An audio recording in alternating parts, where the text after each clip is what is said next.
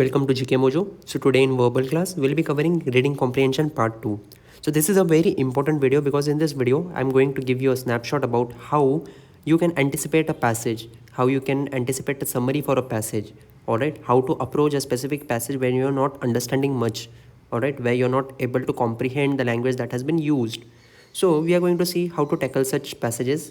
Apart from that, what I've done is I've covered a CAT 2017 set, RC set that had come, which was based on Olympic Games. So we are going to see that and see some beautiful questions based on the same passage. Alright, let's get started with the basic concepts that I usually take before the practice that we do. And this is very important because reading comprehension forms your major part of your CAT curriculum. Alright, almost 24 questions do come up in CAT examination. That is almost, if you see, 1/4 of the CAT paper. Alright, even if you crack all of these questions, you're going to score so heavily that half your things will be sorted over there, even if you score mediocre in Quants and DIR. Any which ways, I do not suggest that, but just to emphasize the importance of reading comprehension, I gave you the statistics. 24 questions out of 100 are only from reading comprehension. That should ring the bell how important this topic is, alright, and how well you should prepare for this thoroughly. And not only CAT, but this will be helpful for XAT, IIFT and all other premier examinations that we are going to appear this year. So the concept of reading comprehension. So today, specifically, I am going to talk on a topic of dissecting a passage. Alright, dissecting a passage. What is this? So this is a very famous concept that is used for tough level RCs or RCs which we cannot comprehend.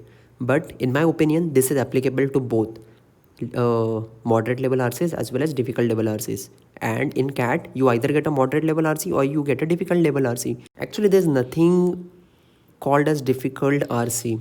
The language of the RC is difficult to comprehend and that makes it difficult. But it is quite approachable if you know the right tricks. Alright. So first and foremost thing, without wasting our time, we'll get started with it. Alright. So first point, anticipating the structure words. Alright. So the first thing that you should do is anticipate the structure words. What are the structure words? However, yet, moreover, for instance, alright, for example, nonetheless, indeed, alright, in fact, as a result, consequently, but, and etc. Alright, so you would have got a hang of what these structure words are. So some of them might show you contrast, some might show you cause and effect, some might show you they are intensifying, and some might signify illustrations, right? So these are very important words. This will help you understand what the passage is. Alright, so please have a very keen look on these words whenever you come across these words in the passage. So now you will be thinking, okay, I know the structure words, what should I do with them? So if you come across, for example, say as a result, consequently, alright, so this will be conclusive. So any sentence coming after that, the author is actually concluding whatever sentence is coming after that, right? So this gives you a hint. So whenever you have answer options, you can eliminate with the help of that. Alright. Apart from that, there are contrast as well. So contrast means you can understand that this word was used, this structure word was used, hence there are contrast opinions present over here in the passage. So this will help you a lot, and this only improve with a lot of practice. So try solving a lot of reading comprehensions and also keep on reading the sources that I have already told you in the first video of reading comprehension. Alright, then I'll give you a method how to dissect a passage. So the first point that we saw was anticipating structure words, right? Now I've explained you what are structure words. So first point must be clear to you.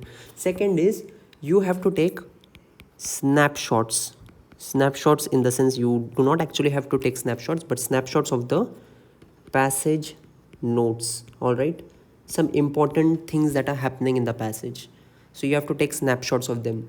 This can be purely mental or written in short form. All right, so basically if there is a passage of 5 lines trying to explain one thing only, that Ram is a good person, and they have given 5 different qualities which describe that Ram is a good person, so what will be your snapshot be? It would be Ram is a good person. That would be your snapshot. All right, as simple as that. Apart from that, some more tips that will help you will be: do not try to absorb each and every word. All right, very important. There will be a few words that do not make sense to you. You do not know the meaning. Do not try to absorb them. Just go by the tone. You will understand whether the tone is positive or negative. And from that, you will infer the meaning of the word. All right. Point number 4. Try to understand the general meaning. All right. Of paragraphs. All right, so if there are 3 paragraphs, say paragraph 1, paragraph 2, paragraph 3, you will write a compressed version. All right, compressed version for each paragraph.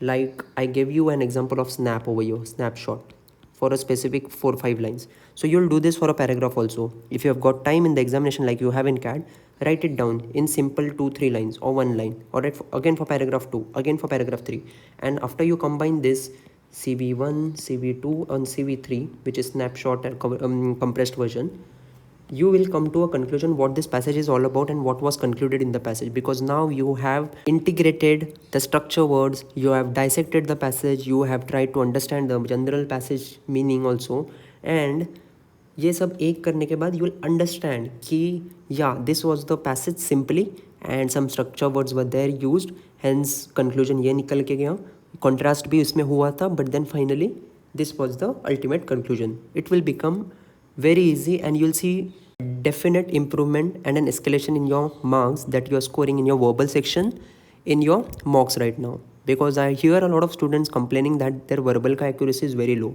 It is low because a proper structure is not being followed. We just simply understand school का structure की passage पढ़ा और passage में से answer मिल जाएगा. Cat में inference questions ऐसे होते हैं और ऑप्शंस ऐसे डिज़ाइन किए जाते हैं कि you have to follow this proper structure to crack the questions. All right, so now you'll ask what I can do. So last video में I had given you some sources like Washington Post, New York Times and All Daily. all right, उसमें से articles उठाओ, छोटा छोटा articles उठाओ पहले, अगर लग चाहिए तो ईजी जॉनर्स उठाओ जो तुमको अच्छा लगता है, and try to do this exercise. थोड़ा थोड़ा समरी लिखो. एक बड़ा सा पैराग्राफ है उसको शॉर्टन करो, ऑलराइट, कंप्रेस करो और थोड़ा सा साइड में लिखो फटाफट, या फिर मेंटली उसको याद रखने का कोशिश करो. This will help you lot. Inculcate this habit right from now. Do it for 100+ passages continuously and tell me if you do not score well in verbal. Alright, so this is a full proven technique. Please try it and apply it on the previous year CAT questions as well. You'll see the change. So now let us start with the passage that we were supposed to. So let us start reading the passage straight away. Do sports mega events like Summer Olympic Games benefit the host city economically? It depends. But okay, so another structure word over here we have encountered. Alright. So this is the structure word. The prospects are less than rosy. The trick is converting several $billion in operating costs during the 17-day fiesta of the games into a basis for long-term economic returns. These days, the Summer Olympic Games themselves generate a total revenue of $4 billion to $5 billion, but the lion's share of this goes to the International Olympics Committee, the National Olympics Committee, and the International Sports Federation. Any economic benefit would have to flow from the value of games as an advertisement for the city. The new transportation and communication infrastructure that was created for the games or the ongoing use of new facility. So basically the paragraph 1 is saying that only in the long term the host city can benefit from the huge investment of Olympic Games, whatever revenue that is happening over there. Alright, and any economic benefit would have to flow from the value of the games as an advertisement. Alright, so this is a very important point given over here, and even this. But the prospects are less than rosy. The trick is converting several $1 billion operating costs into a basis for long-term economic returns. Alright, let us read the second paragraph now. Evidence suggests that advertising effect is far from certain. The infrastructure benefit depends on the initial condition of the city and effectiveness of planning. The facilities benefit is dubious at best for buildings such as velodromes or natatoriums and problematic for 1 lakh seat Olympic Stadium. So here I would like to stop and like to tell you that I do not know the meaning for both of these words, but I would not stop over here or keep thinking about the meaning by taking a pause. No, because this is some sort of a building. I know they are mentioning some sort of structure. I do not need to get into the depth of it, right? So keep on reading. The latter require a conversion plan for future use. The former are usually doomed to near vacancy. Hosting the summer games generally require 30 plus sports venues and dozens of training centers. Today, the bird's nest in Beijing sits virtually empty, while the Olympic Stadium in Sydney costs some $30 million a year to operate. So what this paragraph 2 is saying that even if you build complex stadiums and all that stuff, you have to think about the future use also, because what is happening is in some of the cities now there's a lot of cost, all right, and nest in Beijing sits virtually empty. All right, this is what is supporting the argument that has been done over here, right? So let us move on to the next paragraph. Part of a problem is that Olympic planning takes place in frenzied and time pressure atmosphere of intense competition with other prospect host cities, not optimal condition for contemplating the future shape of urban landscape. Another part of the problem is that urban land is generally scarce and growing scarcer. The new facilities often stand for decades or longer. Even if they have future use, are they best use of precious urban real estate? So what it means is that the Olympic planning takes place in a frenzied and time pressured manner, so it's not optimal to decide what is happening. All right, the conditions are not optimal to take such decision because there's intense competition. Every city from every country wants to host Olympics without even contemplating the future cost and all that stuff that is going, the repercussions that are going to happen because of the revenues. All right, also the land in urban cities is getting scarcer and scarcer, right? We are depleting everything that is there, depleting all sorts of land available.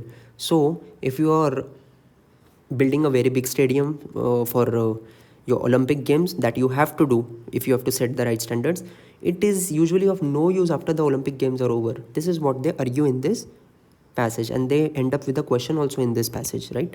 Let us read further. Further, cities must consider the human cost. Residential areas often are razed and citizens relocated without adequate preparation or compensation. Life is made more hectic and congested. There are, after all, other productive uses that can be made of vanishing fiscal resources. So what basically the last paragraph means is that even human resources are affected because of this. All right, there is uneducated preparation. All right, life becomes more hectic, congested, and other productive uses that can be made use of after vanishing fiscal resources, right? So they are basically saying that we could use it somewhere else. Also, human cost is not considered.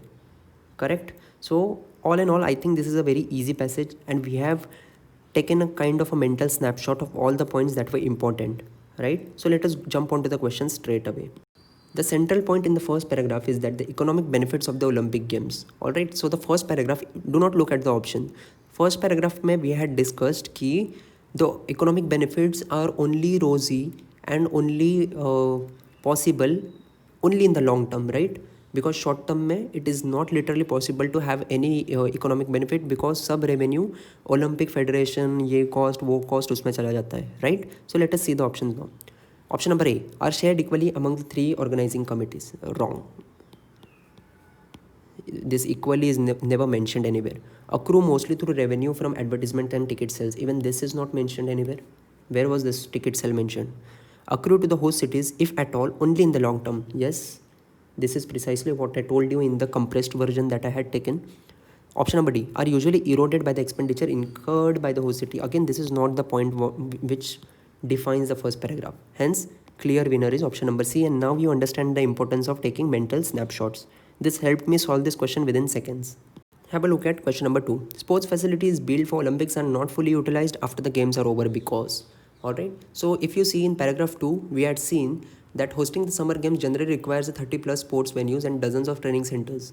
Today, the bird's nest in Beijing sits virtually empty, while Olympic Stadium in Sydney costs some 30 million to operate. So basically what they're saying is that operation cost is high, right? and maintenance should also be there. So let us see the option. Their scale and the cost of operating them is large. Precisely, yes. So we'll keep this option at the side, and we'll try to read other options as well. All right, definitely A should be our answer in one go, but still safe side will read. Their location away from the city center usually limits. This is never mentioned that stadiums are away from the center, right? This was never mentioned, so this is eliminated. Option number B. Option number C. The authorities do not adapt them to local conditions. Again, this is not mentioned. This is not the reason for which this is not utilized after the games are over. Option number D. They become outdated, having built with little planning and under time pressure. This is not what the passage meant. This was about the selection of host city and not about the stadiums. So this point is anyway eliminated. So these 3 points are trash, and your correct answer is option number A. Let us look at the third question. The author feels that the games place a burden on the host city for all of the following reasons except. So we have to find out a reason which is not being mentioned for putting a burden on the host city. So we have to basically choose an option which is not at all mentioned in the passage. Option number A. They divert scarce urban land from more productive. Yes, this was mentioned, and this was one of the part of a snapshot as well. Option number B. They involve the demolition of residential structures to accommodate sports facilities. Yes, this was also mentioned, right? Those complex names of the stadiums which I told that I do not know what that means, the structures, that was precisely this point. Option number C. The finances used to fund the games could be better used for other purposes. This was mentioned in second last paragraph, I guess. Yes, that the resources can be used for more productive purposes, right? So usually option number D should be your answer, but we'll still investigate why it is the answer. The influx of visitors, right? In the first 3 words only I understood that this was never mentioned in the passage, but still read it. During the games place a huge strain on the urban infrastructure. This was never mentioned. Hence, this is your correct choice, right? These options are eliminated because we want except. So whatever has not been mentioned is option number D. That is your correct answer. So that's it guys. That's all in this video. Please visit us at gkmojo.com. Thank you.